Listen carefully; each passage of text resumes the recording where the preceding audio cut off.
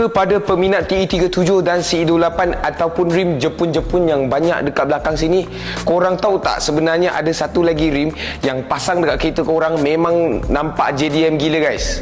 So guys, hari ni Wan Cina nak unboxing satu set rim daripada jenama Works Wheels guys. Okay, so baru sampai kedai Wan Cina, so kita buka kotak dulu tengok rupa rim ni macam mana guys. So guys, inilah rupa rimnya Works Kiwami guys. Okay, Works Wheels Kiwami.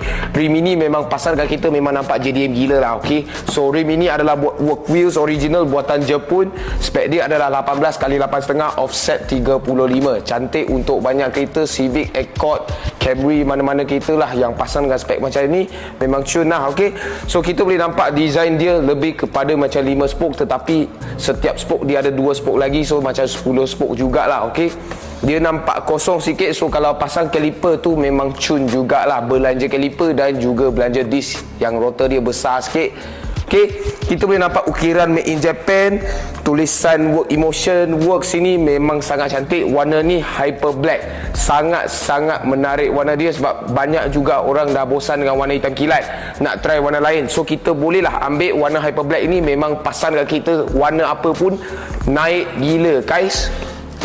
So kita boleh nampak rim ini dia tak ada anti slip lah. Dia tak macam T37 yang forge, dia tak ada anti slip, tak dapat nak tambah traction. Tetapi kalau kita pakai rim Jepun ni kan, memang performance kita memang akan naik sebab rim dia ringan dan juga kualiti semua memang tak sama. So kita timbang dulu tengok berat rim ini berapa guys.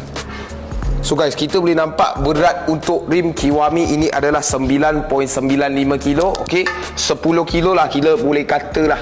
Okey, memang dia tak berapa ringan sangat sebab memang dia cast iron. Tetapi korang jangan salah faham, berat tu tak bagus. Berat tu dia lagi tahan, dia lagi stable masa kita bawa kereta lah. So itu sahaja untuk video kali ni. Kita nak review sikit rim yang pasang dekat kita memang nampak JDM gila dan juga ada ready stock dekat kedai Wan Cina.